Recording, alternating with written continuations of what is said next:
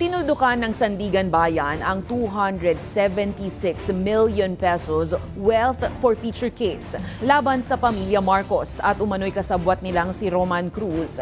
Ito'y sa kabila ng pagpapatuloy ng kaso sa parte ng Presidential Commission on Good Government or PCGG.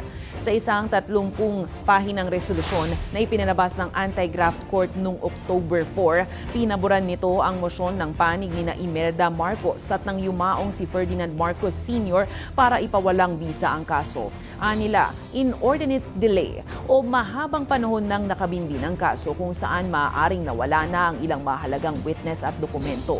Hindi na rin daw matitibayan ng korte ang pagpapatuloy ng proseso lalo't ang natitirang defendant na si Imelda Marcos ay 75 taong gulang na. Layunin sana ng kasong ito na inihain noon pang 1987 ng PCGG na bawiin ang di umano'y nakaw na yaman ng mga Marcos sa loob ng 2 dekada.